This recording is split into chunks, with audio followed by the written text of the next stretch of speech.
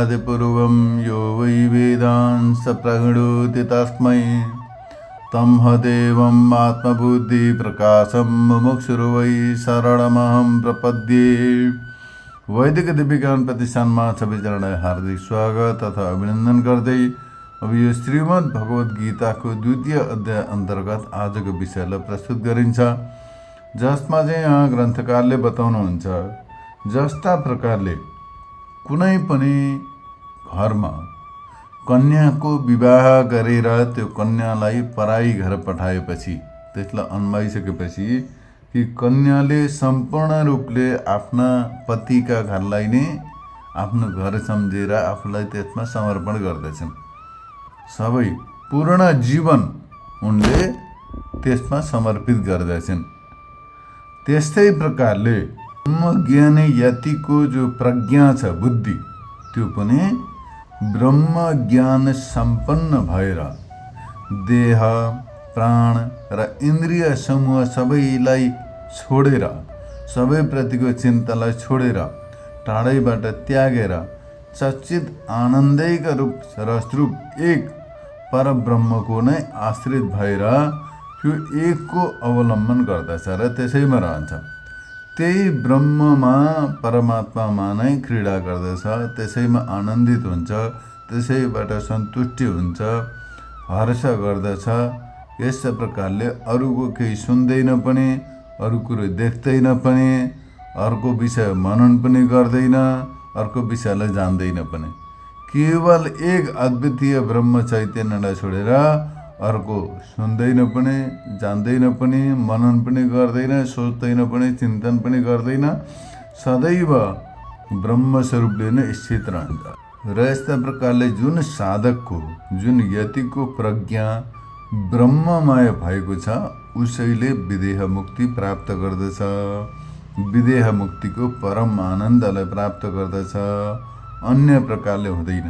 अरू प्रकारले यो ब्रह्म चैतन्यमय विदेह परमानन्द स्वरूप ब्रह्मानन्दलाई प्राप्त हुन सक्दैन। यस्तै प्रकारले यही सूचना गर्नका लागि चित्त प्रज्ञा यतिको वृत्ति बाहिरको अवलम्बन नगरिकन केवल ब्रह्मानन्दको नै अवलम्बन गर्दछ, ब्रह्म चैतन्यको अवलम्बन गर्दछ। अवलम्बन भनेको अनुसरण, त्यसैको फलो गर्दछ। यस प्रकारले स्पष्ट गर्नको लागि भगवान बताउनुहुन्छ, आपूर्यमाणं जल प्रतिष्ठं समुद्रमाप प्रविशन्ति यद्वत् तद्वत् कामायं प्रविशन्ति सर्वे स शान्तिमाप्नोति न कामकामी। सबैतिर अथाह जलले परिपूर्ण भएको जो महासागर छ हो, त्यसमा अनेक प्रकारका नदीहरू चारैतिरबाट प्रवाहपूर्वक बढेर ठुल्ठुलो वेगपूर्वक प्रवेश गर्दछन्। तर ती प्रवेश गरे तापनि त्यो समुद्रले आफ्नो मर्यादालाई छोड्दैन। ऊ एकदम पहिलेकै समान, एक समान रूपले आफ्नै स्थितिमै रहन्छ। त्यसै प्रकारले जसरी गङ्गा, सिन्धु आदि अनेक प्रकारका सरिताहरू, जलहरू त्यसमा प्रविष्ट भइरहन्छन्, तर ती नदीहरू प्रवेश भए तापनि समुद्र न बढ्दछ, न त ती प्रवेश नहुँदाखेरि घट्दछ। ती नदीहरू प्रविष्ट हुँदा पनि नहुँदा पनि समुद्र सदैव आफ्ना स्थितिमा रहिरहन्छ। त्यसै प्रकारले तत्त्वज्ञानी व्यक्ति सबै प्रकारका भोग्य पदार्थहरूले सम्पन्न भए तापनि, आपूर्यमाण भए तापनि आफ्ना अखण्डकार वृत्ति रूप प्रतिष्ठालाई छोड्दैन। उसका प्रज्ञाले आफ्नो जो ब्रह्मकार वृत्ति छ, अखण्डकार वृत्ति रूप जो छ, प्रतिष्ठा छ, त्यसलाई छोड्दैन। त्यस्ता प्रकारका मुनिमा, त्यस्ता प्रकारका ज्ञानीमा अनेक प्रकारका भोग्य पदार्थहरू प्रविष्ट हुन्छन्। जसरी सागरमा नदी प्रविष्ट हुन्छन्, त्यस्तै प्रकारले उसमा पनि नाना प्रकारका अभिलाषाहरू प्रविष्ट हुन्छन्, अभिलाषाहरू उदय हुन्छन्, कामनाहरू उदय हुन्छन्। तर पनि उसले ती कामनाहरूलाई दरकिनार गर्दछ, त्यसबाट ऊ विचलित हुँदैन। उसले केवल शान्ति प्राप्त गर्दछ। कुनै प्रकारको भोग्य पदार्थ पछि ऊ लाग्दैन।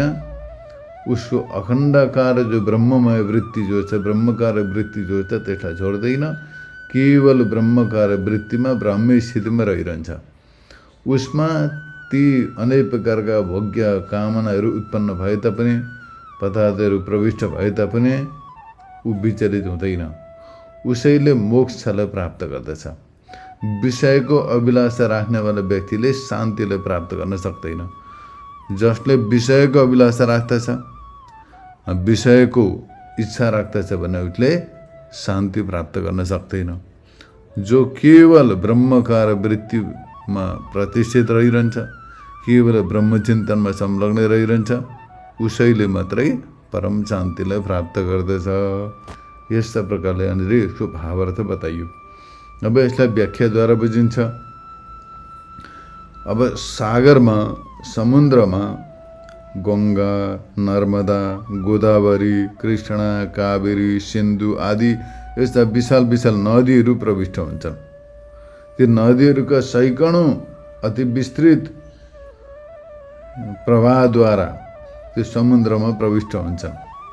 अपरिमित आकाश स्वयं अति उत्पन्न प्रवाहद्वारा त्यसमा चारैतिरबाट प्रविष्ट हुन्छन्। ती साना साना नदी होइनन्, यी विशाल नदी हुन्। यी नदीहरू पनि अझै बर्सातका टाइममा अत्यन्त तीव्र वेगपूर्वक बहुत ठुल्ठुलो गतिले प्रविष्ट हुँदछन् सागरमा। तर सागर स्वयं अविचल रहन्छ। यी नदीहरू वेगपूर्वक एकदम ठुल्ठुलो गति लिएर आए तापनि, सारा गाउँ सहर बगाएर लिएर आए तापनि अथवा यी सुके तापनि सागरलाई कुनै अन्तर पर्दैन। वो आफ्नो प्रतिष्ठामा अचल रहिरहन्छ। एकदम पूर्वको समान पहिले जस्तो थियो त्यसै आफ्ना लक्षणलाई नछोडेर आफ्नै स्वरूपमा रहिरहन्छ। त्यो ऊ बढ्दैन पनि घट्दैन पनि। समुद्रमा कुनै प्रकारको नदी प्रविष्ट हुँदा नहुँदा उसलाई केही फरक पर्दैन। आफ्नो जलस्थितिको जो मर्यादा छ त्यसैमा रहिरहन्छ। त्यसको प्रभावदेखि ऊ बाहिर जाँदैन। ती नदीहरू प्रवेश नहुँदा जस्तो थियो, ती नदीहरू प्रवेश हुँदा पनि त्यही अनुसारले रहिरहन्छ। त्यसमा कुनै फरक पर्दैन। ती नदीहरूका विभिन्न नामहरू हुन्छन्, आकृति हुन्छन्। ती धमिलो हुन्छन्, सङ्लो हुन्छन्, सावला वर्णका हुन्छन्। ती सबै प्रकारका नदीहरू प्रवेश गर्दछन्, तर समुद्रमा कुनै प्रकारको विकृति उत्पन्न गर्न सक्दैनन्। अब त्यो समुद्रमा प्रवेश गर्ने ती सबै नदीहरू पनि समुद्र स्वरूप हुन्छन्, समुद्रदेखि भिन्न रहँदैनन्। समुद्रमा प्रवेश नगरुन्जेलसम्म तिनीहरूको आफ्नो आफ्नो परिचय थियो। गङ्गा, यमुना, सिन्धु, कावेरी, नर्मदा इत्यादि आफ्नो आफ्नो नाम रूप थियो। तर समुद्रमा प्रवेश गरेपछि त्यो नाम रूपहरू रहँदैन। सबै समुद्र स्वरूप हुन्छन्, समुद्रका साथमा एकाकार हुन्छन्। सबै त्यसमा प्रवेश गर्दछन्। त्यसमा कुनै प्रकारको केही उनीहरूको अस्तित्व अलग रहँदैन। समुद्रदेखि भिन्न उनीहरूको कुनै अस्तित्व सत्ता रहँदैन। अब यो त भयो उदाहरण। यस्तै प्रकारले ज्ञानी व्यक्तिमा पनि अनेक प्रकारका कामनाहरू प्रवेश गर्दछन्। जसका नामका भेदले गर्दाखेरि नाना किसिमका नामहरू छन्। रूपका भेदले गर्दाखेरि अनेक प्रकारका रूपका विषयहरू छन्। त्यसै प्रकारले रस नाना प्रकारका छन्, गन्ध अनेक प्रकारका छन्। त्यसै प्रकारले पाकका भेदले, पकाउने जुन चाहिँ तरिका छ त्यसका भेदले भिन्न भिन्न प्रकारका रूपहरू जसका छन्। त्यो सबै प्रकारका विषयहरूको अभिलाषा हुनुलाई काम भनिन्छ। ती पदार्थहरू प्राप्त गर्ने इच्छालाई काम भनिन्छ। जसमा चाहिँ नाना प्रकारका भोग्य पदार्थहरू छन्, स्वादिष्ट स्वादिष्ट पदार्थहरू छन्। नाम, रूप, रस, गन्ध, पाक, संस्कार आदि विशेषहरूद्वारा विचित्र अनेक प्रकारका ती सबै विषयहरू चारैतिरबाट अनिच्छापूर्वक प्रारब्धद्वारा प्राप्त हुँदछन्। माननीय व्यक्तिलाई पनि यी सबै विषयहरू आफ्नो प्रारब्ध अनुसार समय समयमा प्राप्त भइरहन्छन्। आफ्नो इच्छा नभए तापनि स्वयं उपस्थित हुन्छन् विषयहरू। मलाई ग्रहण गर, यसलाई ग्रहण गर भनेर यस्तो प्रकारले नाना प्रकारका दिने दानदाताहरू पनि उपस्थित हुन्छन्। कसैले सुन चाँदी अर्पण गर्दछन्, कसैले जमिन अर्पण गर्दछन्, कसैले घर अर्पण गर्छन्, कसैले के अर्पण गर्दछन्। ज्ञानी व्यक्तिलाई पनि ती सबै कुरो प्राप्त हुँदछन्, ती स्वतः प्राप्त हुँदछन्, स्वयं नै तिनीहरू उपस्थित हुँदछन्। तर पनि तत्त्वज्ञानी सम्पन्न व्यक्तिले जति आवश्यकता छ त्यति मात्रै ग्रहण गर्दछ। उसलाई आवश्यकता त केही पनि छैन, त्यो परिपूर्ण छ, आनन्दमा छ। तर पनि उसले जीवनयापनका लागि जो आवश्यकता छ, प्रारब्ध भोग्नु पर्दछ भन्ने स्थितिले अल्प मात्रामा ग्रहण गर्दछ। तर ती सबै प्राप्त हुँदाखेरि पनि ऊ आफ्नो ब्रह्मस्वरूप स्थितिदेखि विचलित हुँदैन। जो ब्रह्मस्वरूपमा ब्रह्मकार वृत्तिमा संलग्न छ, त्यसमा प्रतिष्ठित छ, त्यो प्रतिष्ठित भएको तत्त्वज्ञानी व्यक्ति ती सबै प्रकारका विषयहरू उपस्थित हुँदा तिनीहरूले व्याकुल गर्दाखेरि पनि ऊ विचलित हुँदैन। निर्विकल्प सविकल्प भावले, विपरीत भावले, शून्य अर्थात् व्युत्थान दशामा पनि आहार आदिमा सतको आकारतालाई प्राप्त गरेर सदात्म रूपले नै निश्चल भएर स्थित रहन्छ।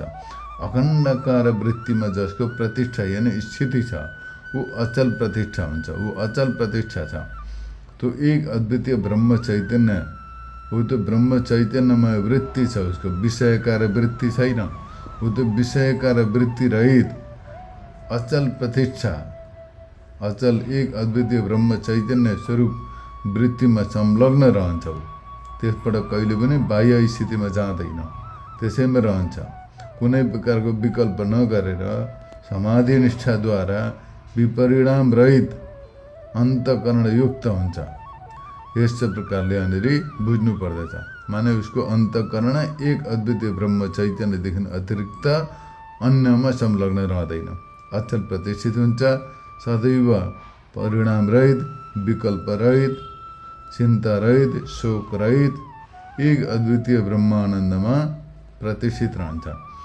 त्यो अचल प्रतिष्ठा छ जसको, त्यस्तो प्रकारको ब्रह्मज्ञानी यतिमा सबै प्रकारका कामनाहरू प्रवेश गर्दछन्, सबै प्रकारका आकाङ्क्षाहरू प्रवेश गर्दछन्।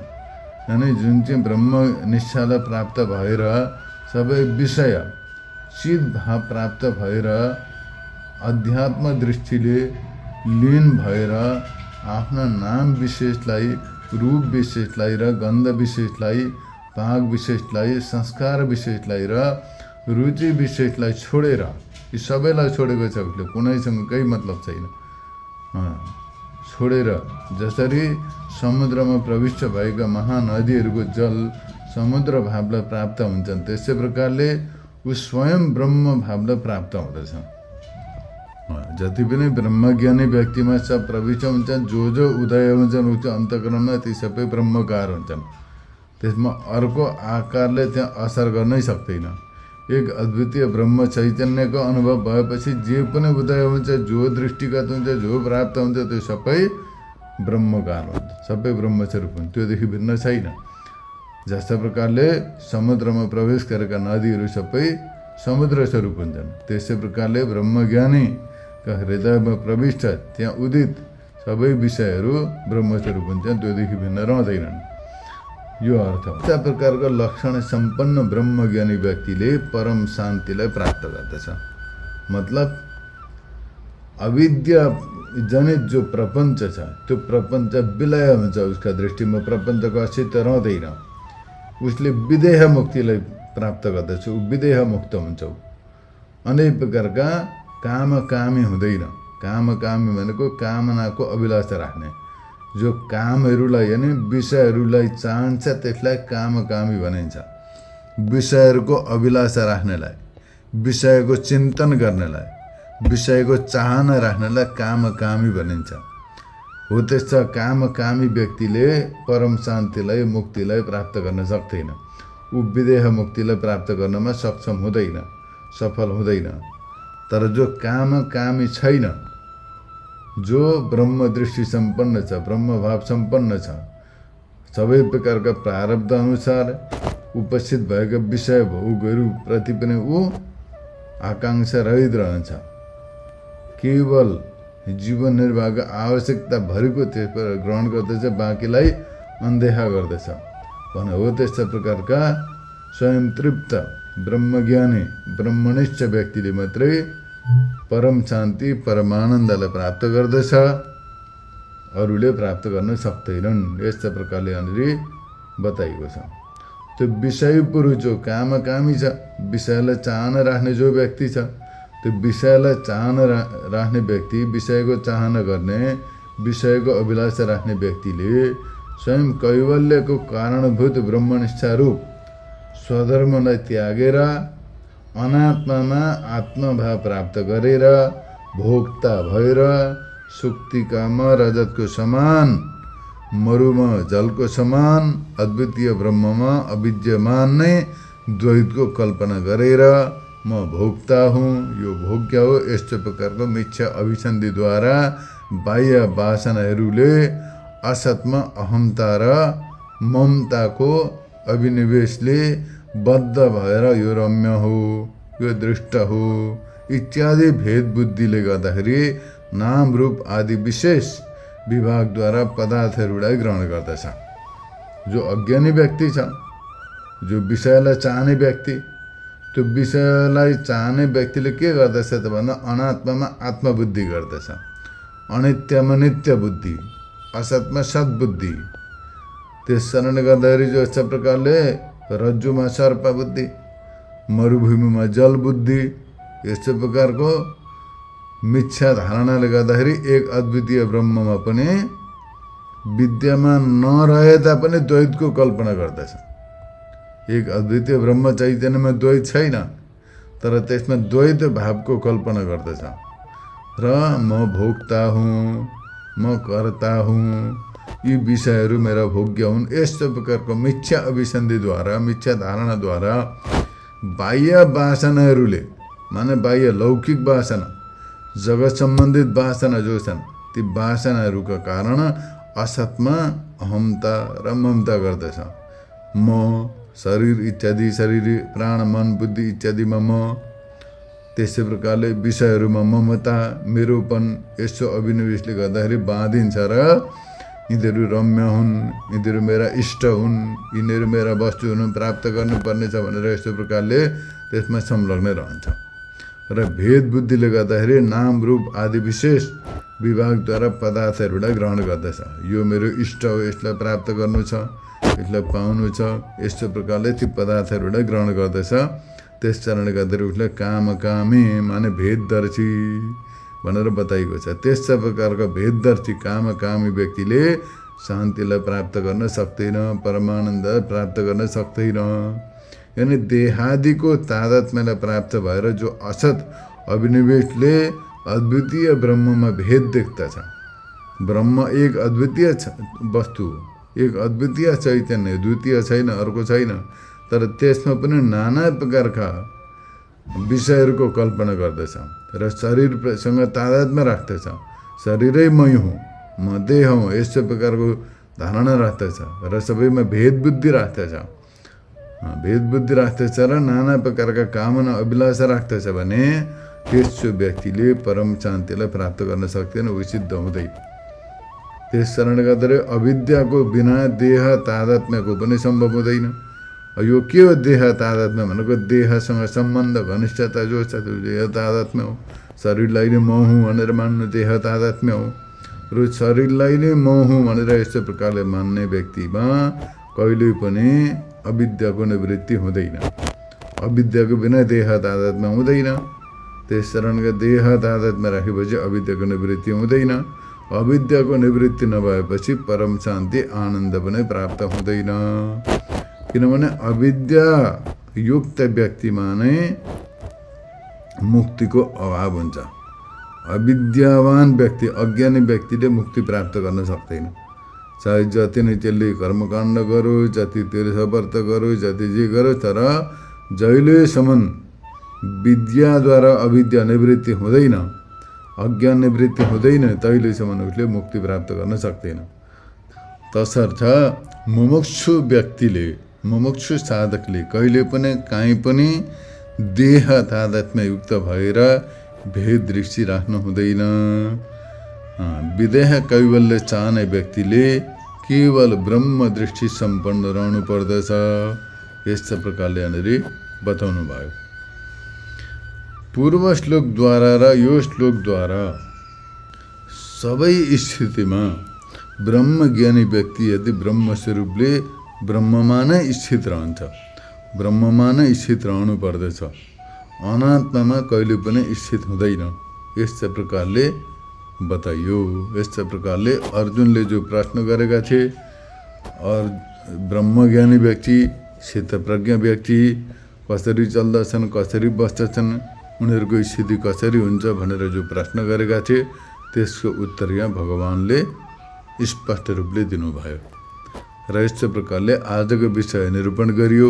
आजले यति नै। हरि ओम तत्सत्।